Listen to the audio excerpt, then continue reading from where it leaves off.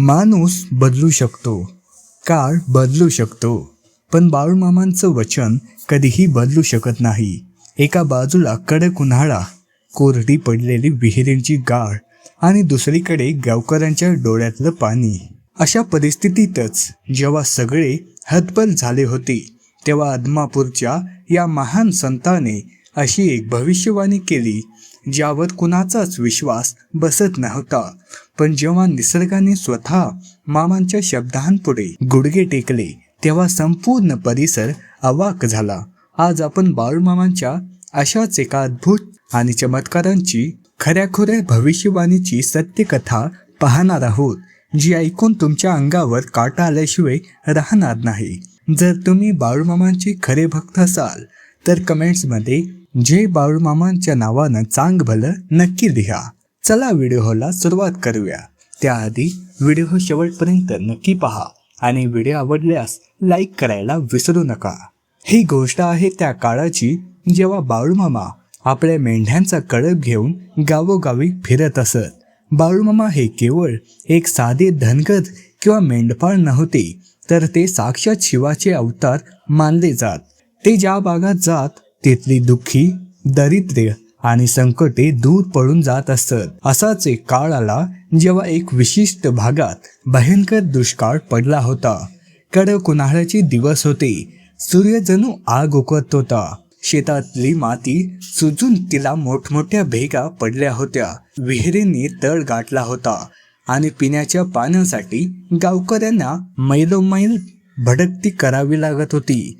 जनावरांना चारा नव्हता आणि माणसांना पाणी नव्हतं. गावातल्या लोकांनी देवाचा धावा सुरू केला. अनेक नवस केले, यज्ञ केले, पण आभाळातून पाण्याचा एक थेंबही पडला नव्हता. संपूर्ण गावात नैराश्य वातावरण होतं. शेतकरी हवालदिल झाले होते, कारण जर लवकर पाऊस पडला नसला तर त्यांची गुरंढोरं आणि कुटुंब उपाशी मरणार होतं. याच भीषण परिस्थितीमध्ये संत बाळूमामा आपल्या मेंढ्यांचा कळप घेऊन त्या गावाच्या वेशीवर आले. मामांना पाहताच गावकऱ्यांच्या आशा पल्लवित झाल्या. गावातले प्रमुख आणि काही शेतकरी एकत्र आले. रडवेले होऊन मामांच्या चरणांवर लीन झाले. त्यांनी मामांना हात जोडून विनंती केली, मामा, या गावात पाण्याचा टिपूस नाही. गुरं पाण्यावाचून तडफडून मरत आहेत. आमची पिके जळून खाक झाली आहेत. तुम्हीच आता काहीतरी चमत्कार करा, अन्यथा हे गाव उद्ध्वस्त होईल. बाळूमामांनी शांतपणे त्या गावकऱ्यांकडे पाहिले. त्यांच्या चेहऱ्यावर एक अद्भुत तेज होते. मामांनी काही क्षण डोळे मिटले, जणू ते निसर्गाशी किंवा ईश्वराशी संवाद साधत होते. जेव्हा त्यांनी डोळे उघडले तेव्हा त्यांच्या बोलण्यात एक वेगळाच आत्मविश्वास आणि अधिकार होता. मामांनी गर्जना करत गावकऱ्यांना सांगितले, अरे कशाला घाबरता, त्या भगवंतावर विश्वास ठेवा. आज जरी कडक ऊन असेल तरी उद्या या वेळेपर्यंत तुमचे नशीब बदलले असेल. मामा एवढ्यावर थांबले नाहीत.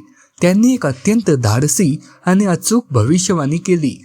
ते म्हणाले, उद्या दुपारी बरोबर 12 वाजता जेव्हा सूर्य डोक्यावर येईल तेव्हा या गावात आभाळ भरून येईल.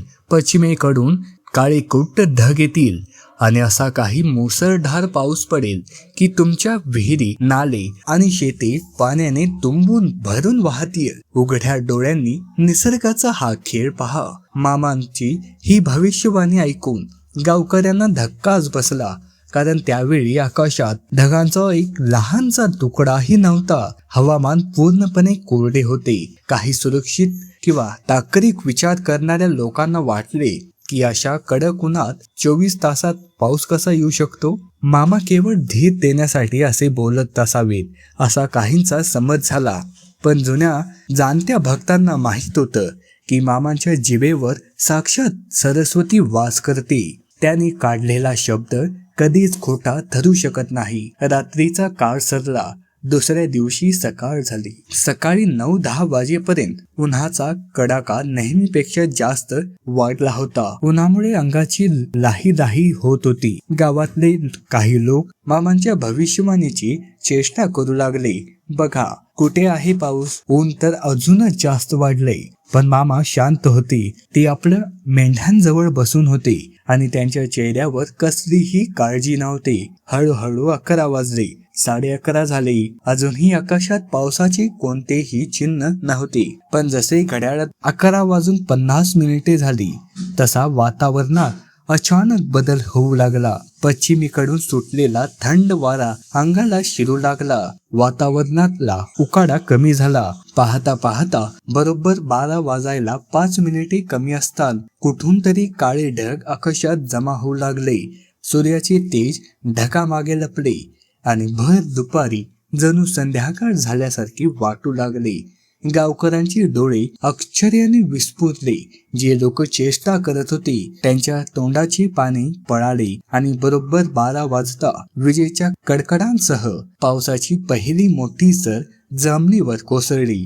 तो सामान्य पाऊस नव्हता, जणू आभाळ फाटले होते. मुसळधार पावसाने संपूर्ण गावाला झोपावून काढले. अवघ्या 1-1.5 तासात गावातले सुकलेले नाले ओसंडून वाहू लागले. विहिरीची पाण्याची पातळी वाढली आणि शेतात पाणीच पाणी झाले.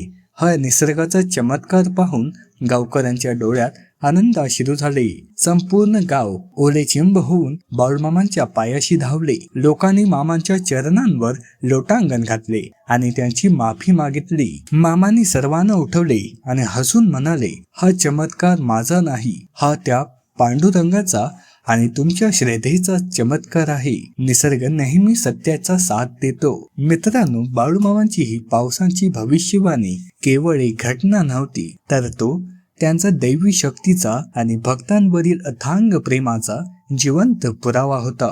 मामांनी आयुष्यभर गरजूंची सेवा केली आणि लोकांना सन्मार्गावर चालण्याची शिकवण दिली. आज आदमापूरमध्ये लाखो भक्त या श्रद्धेने येतात आणि मामा कोणालाही निराश करत नाहीत. तुम्हाला बाळूमामांची ही सत्यकथा कशी वाटली? जर तुमच्या आयुष्यातही बाळूमामांचा असा काही अनुभव आला असेल तर तो कमेंट बॉक्स मध्ये नक्की शेअर करा. हा व्हिडिओ जास्तीत जास्त लोकांपर्यंत शेअर करा आणि व्हिडिओ आवडला असेल तर लाईक करा आणि चॅनलवर नवीन असाल तर सबस्क्राईब करा, जेणेकरून मामांच्या अशाच नवनवीन कथा तुम्हाला पाहायला मिळतील. धन्यवाद.